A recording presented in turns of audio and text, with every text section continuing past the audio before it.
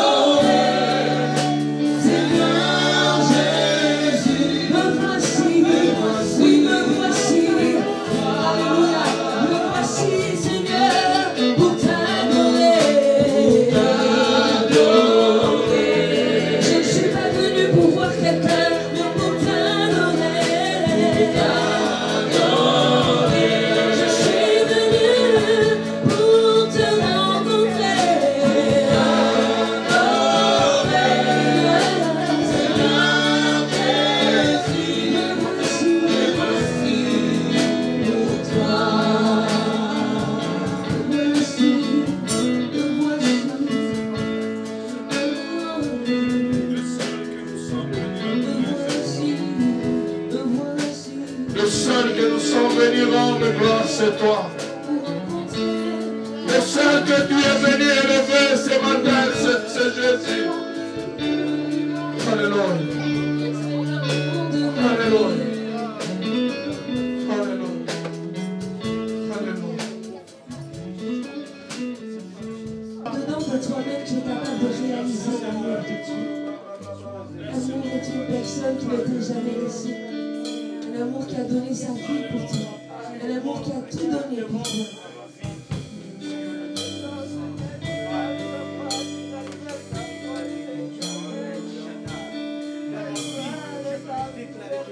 L'amour est une personne qui s'est souffert à la croix pour que je sois sauvé. L'amour est une personne qui s'est donné à la croix pour que je sois sauvé. L'amour est une personne qui s'est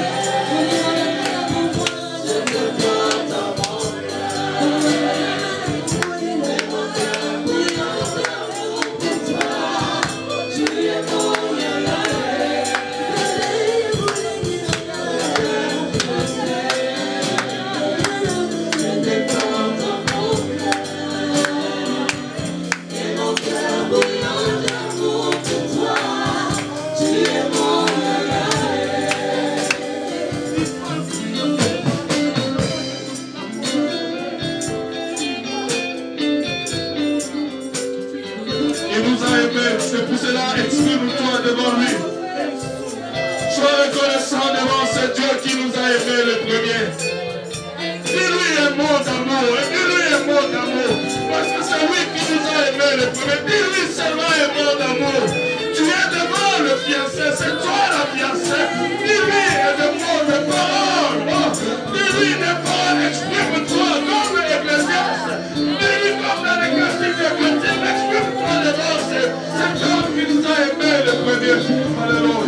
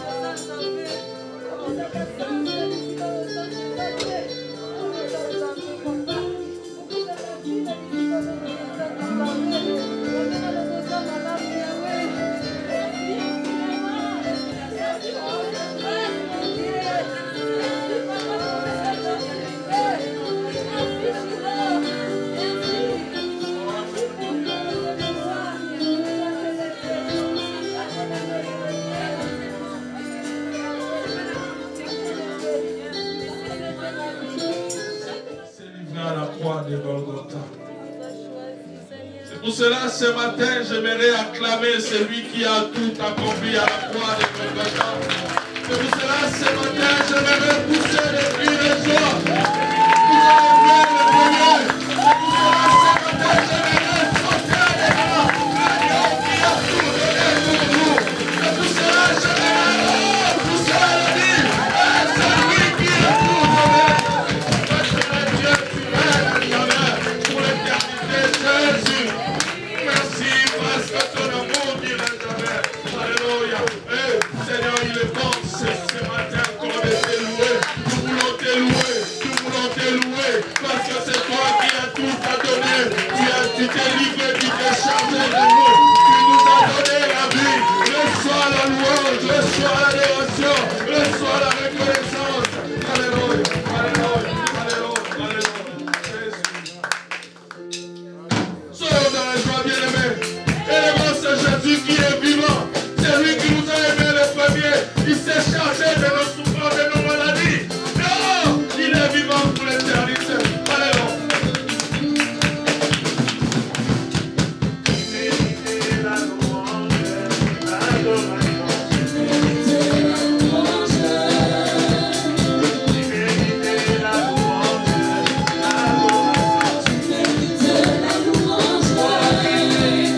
Tu mérites la louange, l'adoration, tu mérites la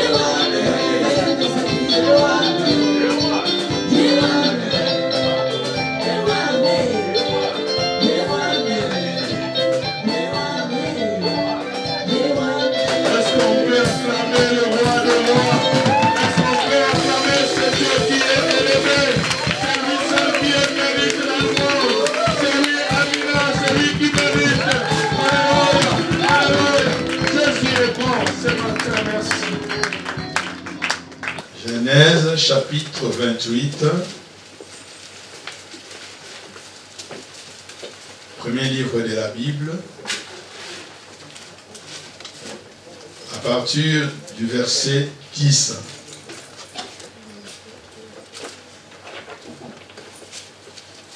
À partir du verset 10. Tu peux nous lire à haute voix? On peut s'élever, s'il vous plaît.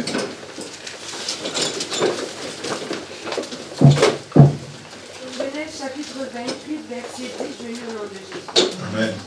Jacob partit à Beersheba et prit la direction de Charan. Arrivé à un certain endroit, il y passa la nuit car le soleil était couché. Il prit une pierre dont il fit son oreiller et il se coucha à cet endroit. Il vit un rêve. Une échelle était appuyée sur la terre et son sommet touchait le ciel. Les anges de Dieu montaient et descendaient par cette échelle. L'Éternel se tenait au-dessus d'elle et il dit: Je suis l'Éternel, le Dieu de ton père Abraham et le Dieu d'Isaac. La terre sur laquelle tu as couché, je te la donnerai à toi et à ta descendance. Ta descendance sera pareille à la poussière de la terre. Tu étendras à l'ouest et à l'est, au nord et au sud, et toutes les familles de la terre seront bénies en toi et en ta descendance. Je suis moi-même avec toi, et je te garderai partout où tu iras. Et je te ramènerai dans ce pays, car je ne t'abandonnerai pas tant que je n'aurai pas accompli ce que je t'ai dit. Jacob se réveilla et se dit: C'est certainement l'Éternel dans cet endroit, et moi, je ne le savais pas. Il eut peur et dit: Est-ce que cet endroit est redoutable?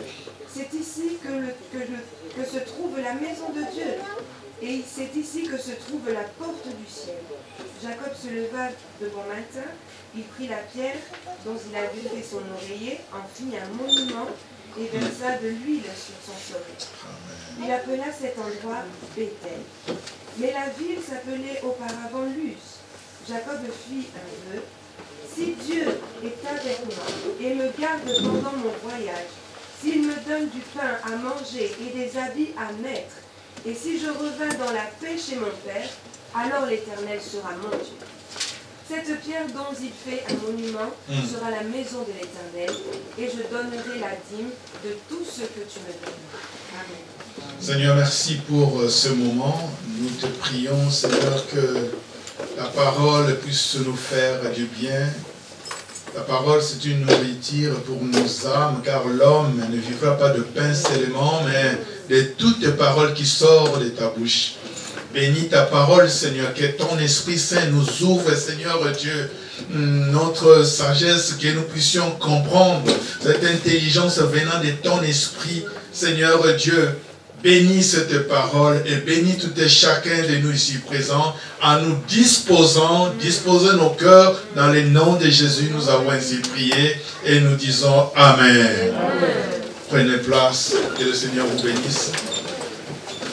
Alors, ce qui se passe, ce que nous avons lu, c'est l'histoire de Jacob. Jacob, un homme de Dieu. Jacob, il était jumeau avec son frère Ésaü. Mais la Bible, lorsqu'il nous parle de Jacob, son nom déjà signifie usurpateur. Le nom de Jacob. Il était tellement malin, tellement éveillé, comme on pouvait dire aujourd'hui. Il est grandi comme ça, éveillé. Et lorsque la Bible nous présente ces deux jumeaux, la Bible nous montre que le papa aimait plus Ésaü, son frère, et la maman, Rebecca, aimait plus aussi Jacob, qui n'est pas bien dans une famille. Et dans une famille qui n'y ait pas de préférence. C'est la fille à papa, c'est le fils à papa, c'est la fille à... Donc tous ces genres de choses, ce n'est pas bien parce qu'à la longue, au fur et à mesure les enfants grandissent, ils vont reconnaître que moi, je grandissais, mais mon père n'aimait pas trop par rapport à ma soeur. Mon père n'aimait pas trop par rapport à mon frère. ma soeur. Donc voilà, ça reste dans la tête.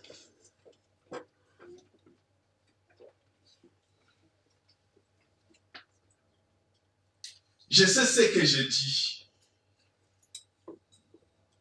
Et si quelqu'un, après avoir 21, quelques années, 27 ans, il te dit que moi, je grandissais dans ma famille, je savais que mon père ne m'aimait pas trop. Bien aimé, ça reste. Ce sont des blessures intérieures. Alors, nous les parents, faisons très attention avec nos enfants. Aimons nos enfants comme pareillement. Ils sont tous nos enfants. Alléluia. Parce que les enfants sont malins comme le cas de Jacob. Il s'approchait plus de sa maman. Et sa maman aimait beaucoup Jacob. Et la Bible nous dit comme le père aimait plus la viande, il aimait aussi beaucoup son fils aîné, Ésaü, parce qu'il lui apportait de la viande. Faisons très très attention. Et les enfants ont grandi. Et le père avait besoin de bénir son fils aîné. Il appela Ésaü, lui dit, écoute, je suis déjà âgé, vu mon âge, bientôt je peux mourir, mais je vais te bénir. Apporte-moi de la nourriture, du gibier, de la viande, et après moi je vais te bénir. Or, lorsque le papa parlait, la maman a écouté. Elle a écouté ce que son mari disait à son fils. Et parce qu'il aimait beaucoup Jacob, elle appela Jacob et lui dit, attention, tu sais, j'ai entendu une conversation d'Ésaü avec ton père. Il veut le bénir, mais il a demandé qu'on lui apporte du gibier et tout ça. Bon, écoute, va chercher du gibier. Ils ont manigancé les deux pour avoir la bénédiction. Vous voyez, Jacob, son intention. Avant cela déjà, Jacob, malin qu'il était, un jour son frère avait faim. Et son frère lui dit tout simplement, donne-moi à manger, j'ai faim, j'ai tellement faim. Je viens de la chasse, j'ai faim. Et Jacob, malin qu'il était, il dira à son frère, écoute, avant que je puisse te donner, si tu peux me rassurer de me vendre ton droit d'aînesse. Vous savez, le droit d'aînesse, en fait, c'est quoi? Moi, je suis né le premier et ma seconde me demande mon droit d'aînesse. Donc, qu'il soit mon grand. Alors, c'est moi qui est né avant lui. C'est pour ça que je disais ce matin, faisons très très attention dans le droit d'aînesse. Bien aimé, que tu sois pauvre, que tu manques d'argent, que tu sois je ne sais pas qui, mais tu mènes ta vie, que ton petit frère ni ta petite sœur ne puisse pas te prendre ton droit d'aînesse. Dieu savait pourquoi tu es né avant lui. Alléluia. Et Dieu savait pourquoi tu es né le dernier de la famille. Faisons très attention avec les droits d'aînesse. C'est ça qu'Ésaïe a négligé pour la nourriture, pour les Antilles. Il a vendu son droit d'aînesse. Et spirituellement, faisons très très attention parce que nous avons quelque chose de très important. Le diable le sait. Bien aimé, ne vendons pas tout ce que tu as reçu de Christ. Tout ce que le Seigneur nous a donné, ne les vendons pas. Il faut les préserver pour nous, pour nos vies. Alléluia. Alors si tu vends tout, bien aimé, c'est fini. Tu n'as plus le temps de récupérer tout cela. Et Ésaü n'a pas compris de cela en vendant son droit d'aînesse, premier point. Et maintenant, et Jacob, il est en train de manigancer avec sa maman pour tricher, pour voler la bénédiction que le papa a promis à son frère. Ils ont manigancé. C'est tellement long, mais il y a tellement de vérité dans cette histoire-là. Il est allé même tuer un animal. Je ne sais pas s'il a mis des cols dans son corps pour qu'il puisse avoir des poils, parce que son frère avait des poils. s'approcha de son père. Il ne voyait pas, il était aveugle. Il était déjà âgé. Il dit, attends. Après avoir mangé, il appela son fils. Ésaü vient. Ésaü se prend. Or, c'était Jacob. Oh, mais attends. La voix que je suis en train d'entendre, c'est, mais en fait, c'est toi, Jacob? Il dit non, je suis Ésaü. Il a menti. Il a menti, c'était le pire mensonge. Les menteurs n'hériteront point les royaumes des cieux. Amen. Tous les menteurs.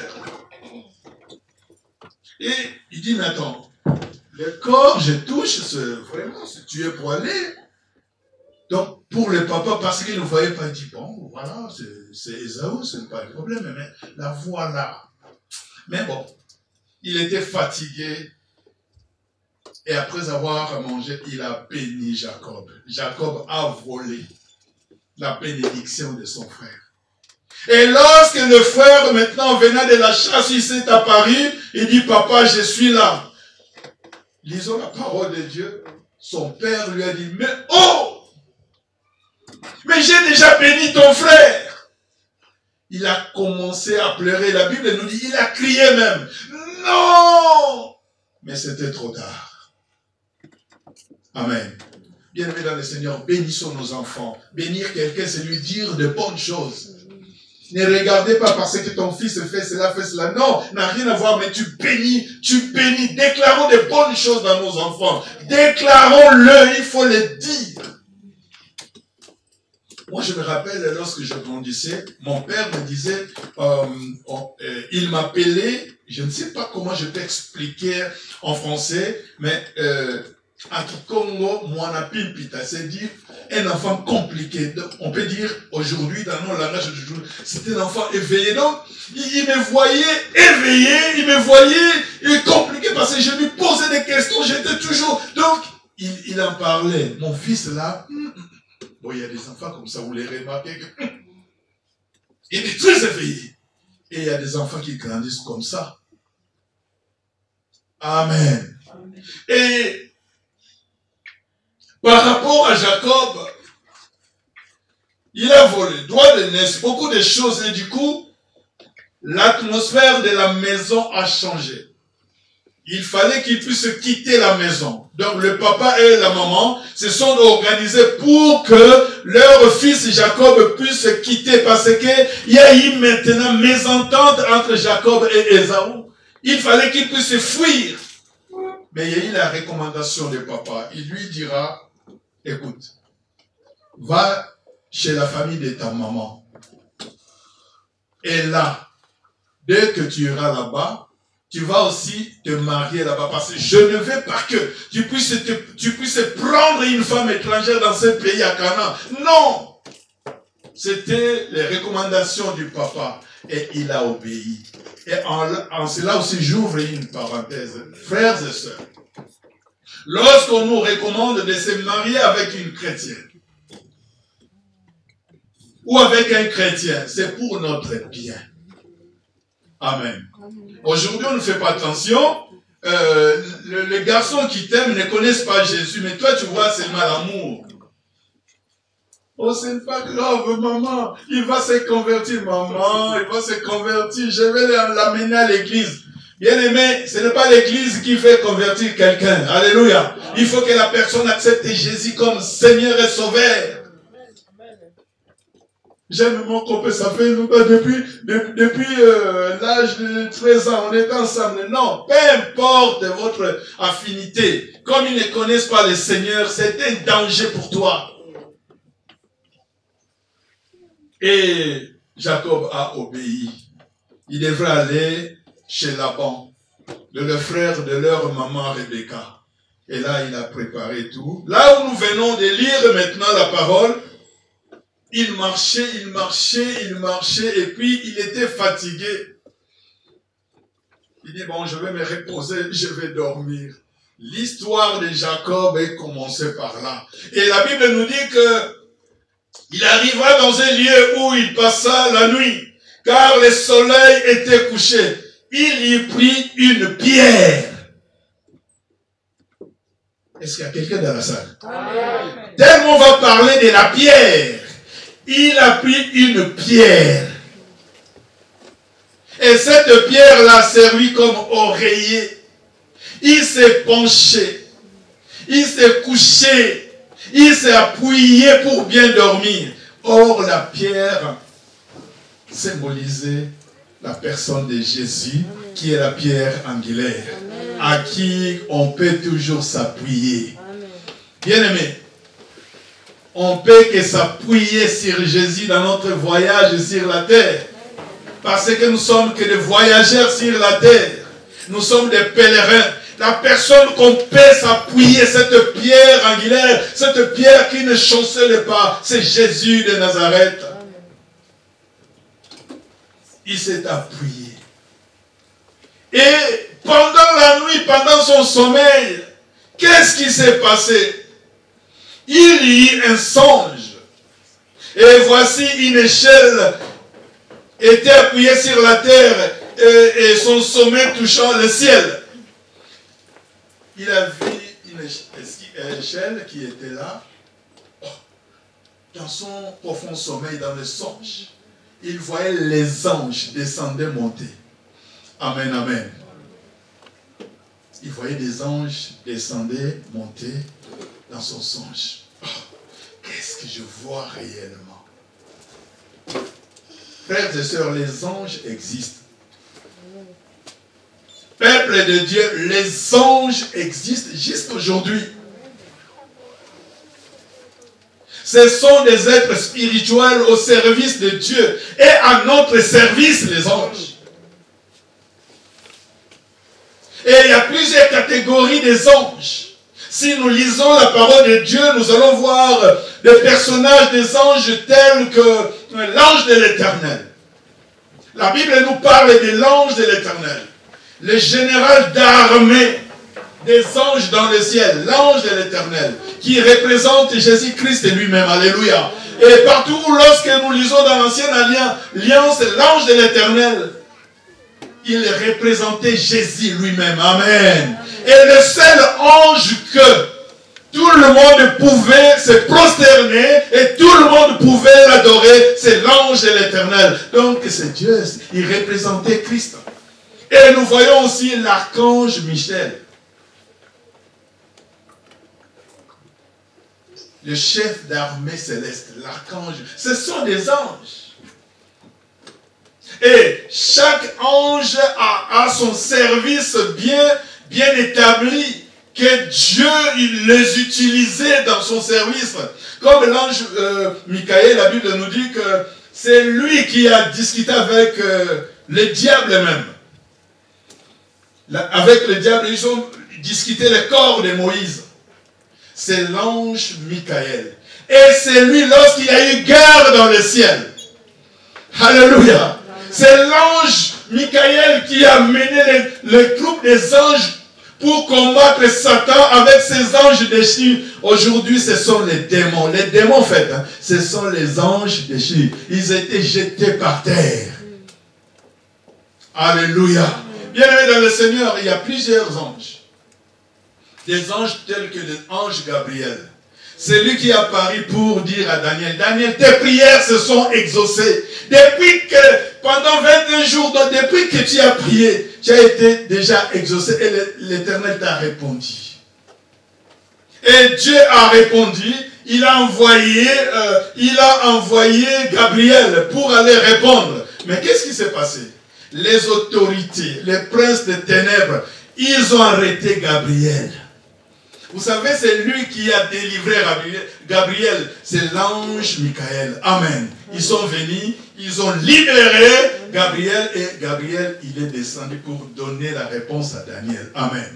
C'est le même ange qui s'est apparu à Zacharie.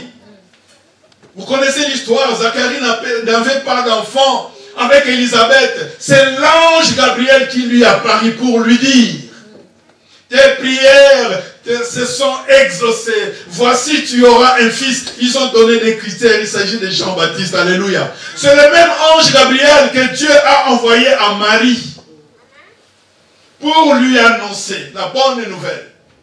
Tu es choisi parmi toutes les femmes.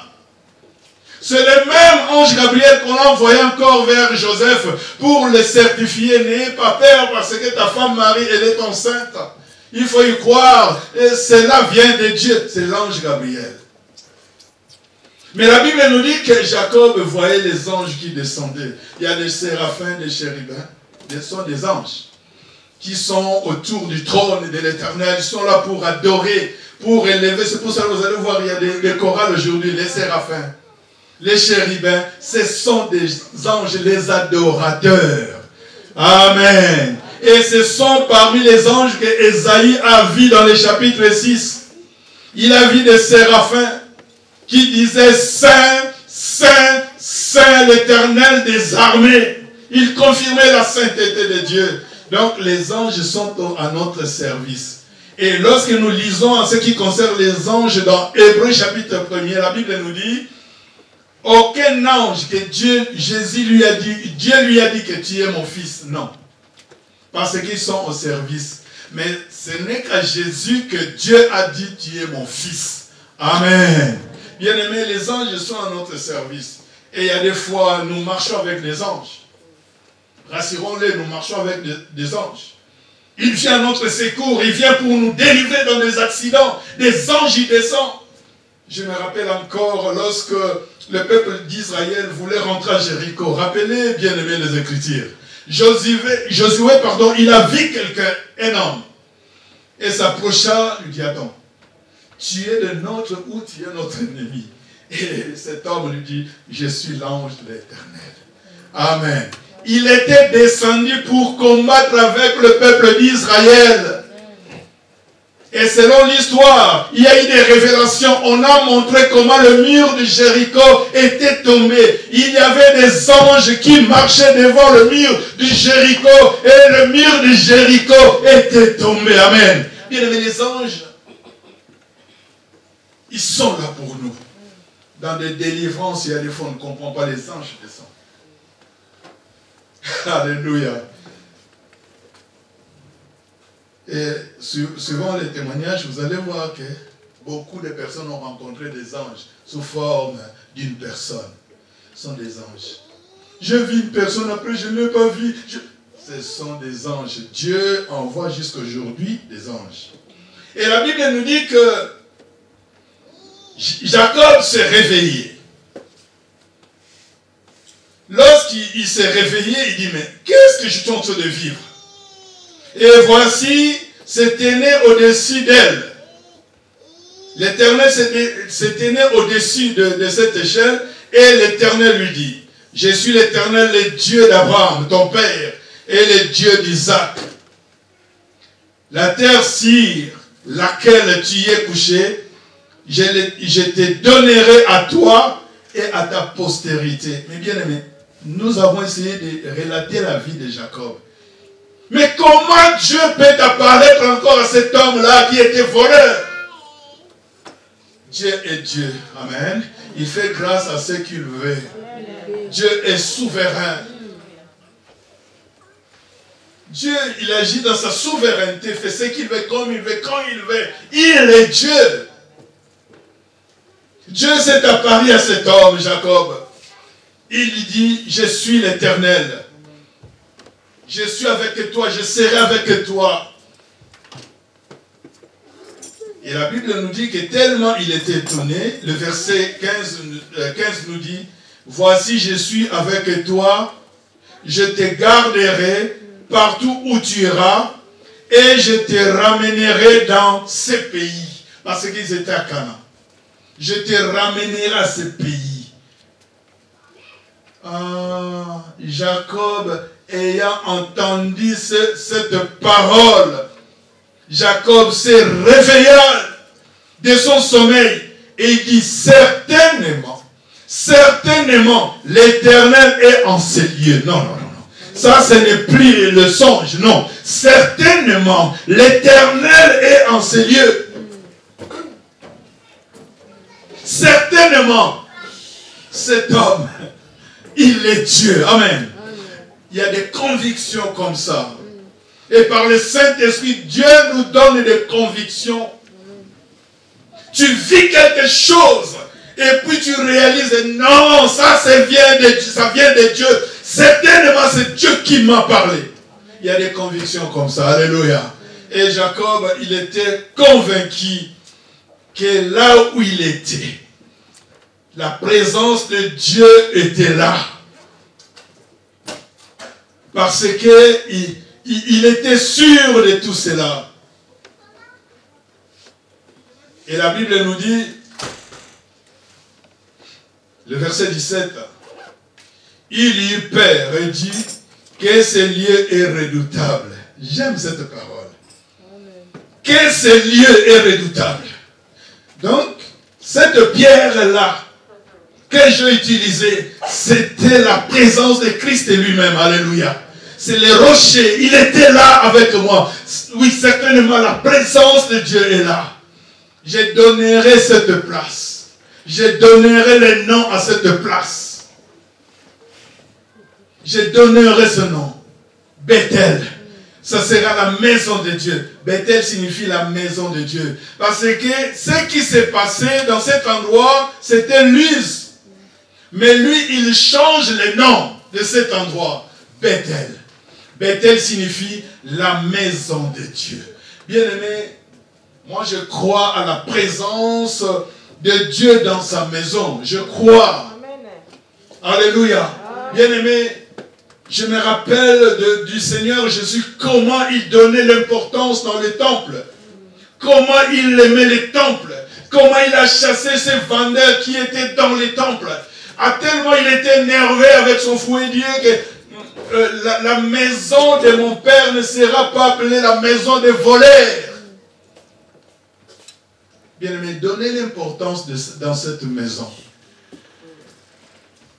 Cette maison n'est pas l'église, mais c'est la maison de Dieu. Ce qui était là le jour où on a inauguré cette maison.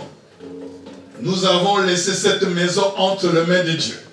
Nous avons prié même la prière que Salomon a fait à son époque lorsqu'il dédiait le temple entre les mains du Seigneur. Bien-aimé, le Seigneur est là. Amen.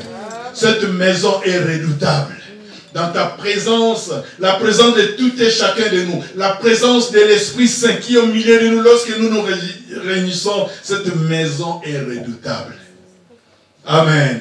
Et c'est là que Jacob a fait son alliance avec Dieu. Bien-aimé, moi je sais qu'on a fait une alliance avec le Seigneur. On a fait une alliance. Si tu as ton alliance avec le Seigneur, oui, chacun de nous a son alliance avec le Seigneur. Jacob, c'était ces jours-là à Bethel. Et la Bible nous dit que le verset 18, et Jacob se leva de bon matin, il prit la pierre dont il avait fait son chevet et il le prend, je vais parler à ma façon, il le prend et il le fait monument. Alléluia. Et il a pris de l'huile sur son sommet, il a mis de l'huile. Il a fait un monument, un autel dans d'autres versions. Parce que pour lui, la présence de Dieu était là. Il a pris la pierre. Bien aimé, la pierre là, c'est Jésus. Sur toi, Pierre, sur cette base, je bâtirai mon église. Sur ces rocs, sur cette pierre, sur cette réponse, je bâtirai mon église. Bethel, la maison de Dieu, qui est construite, dont il est le fondement, dont il est le fondateur. Cette pierre qui ne chancelle pas. La pierre angulaire, c'est Jésus. Jésus, c'est lui la pierre angulaire, rejeté parmi les hommes qui bâtissaient, mais choisi et précieux devant Dieu. Alléluia. C'est lui la pierre angulaire. Et Jacob a fait un monument. Il donna à ce lieu le nom de Bethel. Mais la ville s'appelait Luz. Nous allons continuer le verset 20. Il dit, Jacob fit un vœu en disant, si Dieu est avec moi, et si tu me gardes pendant ce voyage que j'ai fait, s'il me donne du pain à manger et des habits à me vêtir, et si je tourne en paix à la maison de mon père, parce qu'il n'avait pas la paix, il fuyait son frère. Je sais que le Seigneur nous donnera le temps. La suite, le dimanche prochain, par la grâce, nous allons continuer cette histoire de Jacob. Il n'avait pas la paix. Parce que son frère Esaü le poursuivait. Il n'avait pas la paix. Et là, il fait un vœu. Bien aimé dans le Seigneur, attention avec le vœu. Ne prenons pas Dieu à la légère. Seigneur, si tu me donnes du travail, je vais te donner, je vais faire ça à ton œuvre. Tu as le travail, l'argent, ça devient difficile. Seigneur, j'ai toujours des problèmes pour donner ma dîme, mais si tu me donnes le travail, je vais donner, je serai régulier. Le travail, bon, irrégulier d'un degré, on ne peut pas expliquer. Mais Jacob, lui, il est allé plus loin. Il est allé en disant que cette pierre que j'ai dressée pour monument sera la maison de Dieu. Mais il ajouta, et je te donnerai la dîme de tout ce que tu me donneras. Alléluia, je te donnerai la dîme. Et si nous lisons la parole de Dieu, c'était pour la deuxième fois, le mot dîme soit mentionné dans la Bible. Les dîmes, les 1/10 de ce que toi tu me donneras. En fait, lorsque nous apportons nos dîmes à la maison du Seigneur, nous sommes tout d'abord reconnaissants. Parce que tous les mois, tu m'as gardé en bonne santé, il y a eu le travail, et Seigneur, j'apporte ma dîme. Voilà ma reconnaissance. Vous savez, lorsque Jacob a parlé de la dîme ici, ce n'était pas même la loi. Attention. Ce n'était pas la loi. Mais Dieu a prouvé cette parole de la dîme dans la loi de Moïse. Alléluia. Ce n'était pas la loi, il a parlé de la dîme. Le 1/10. Si tu me donnes, si je ne manque de rien, si j'ai de quoi à manger, si j'ai de quoi à vêtir, vraiment si tu me donnes la paix, si je reviens vers la maison de mon Père, Seigneur, je vais te donner ma dîme. Je te donnerai ma dîme. Bien-aimés dans le Seigneur, soyons fidèles à nos dîmes. Soyons fidèles. Vous savez, nous donnons nos offrandes, nous apportons nos offrandes à Dieu. Oui, c'est très important. Mais la seule recommandation, si nous lisons Malachie, la Bible nous dit, celle dans la dîme, il dit, si tu donnes ta dîme, est-ce que quelqu'un peut nous ouvrir Malachie? Je ne sais pas pourquoi je parle de ça, mais Seigneur, merci. Parce qu'il faut qu'on explique des choses. Malachie.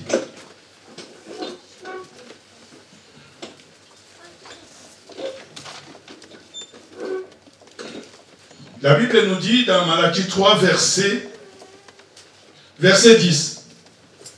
Apportez à la maison du trésor toutes les dîmes, afin qu'il y ait de la nourriture dans ma maison.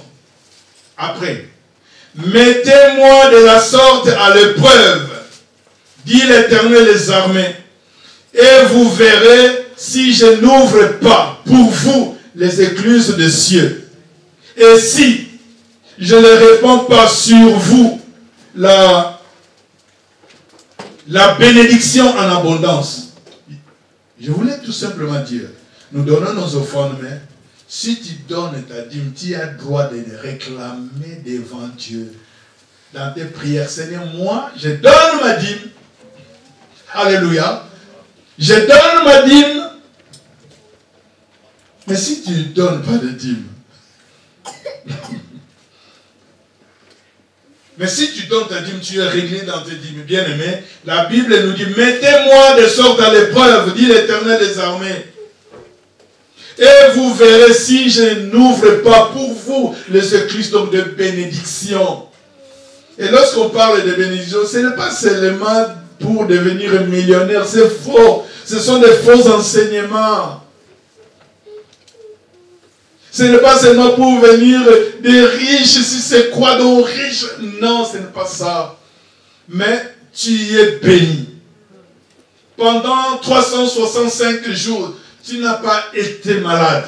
Tes enfants, pareil. Tu sens la bénédiction dans ta maison.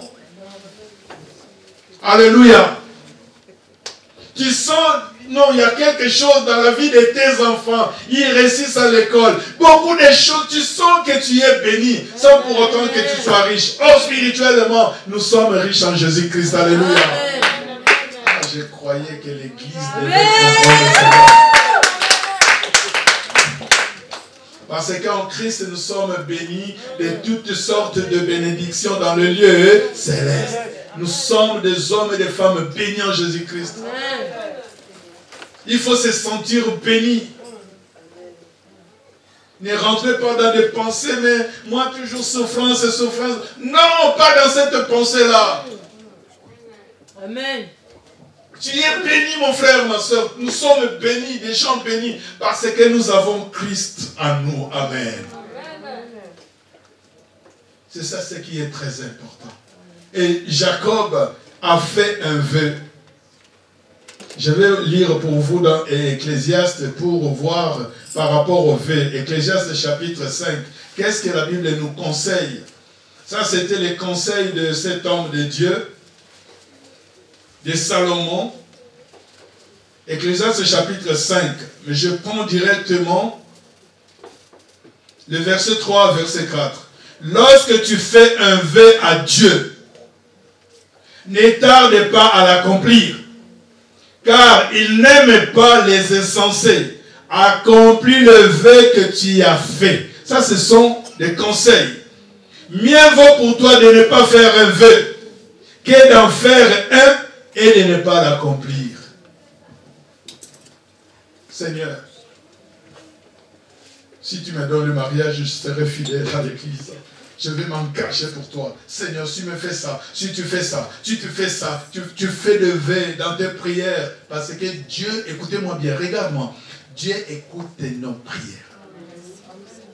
Dieu écoute même le bourdonnement de nos cœurs. Le Dieu qui a exaucé Jonas dans le ventre de ce gros poisson, sous l'eau. Mais il a exaucé, il est capable de nous exaucer. Bien aimé, vous savez qu'il y a des moments où on peut être malade, mais tu pries. Tu n'as pas la force de dire même Jésus m'aide. Si ton cœur, tu es connecté avec Dieu et tu dis Seigneur, je plaisante de toi. Jésus écoute. Hein? Jésus écoute, bien aimé, il écoute. C'est pour cela, bien aimé, que le Seigneur nous bénisse. Alléluia. Accrochons-nous.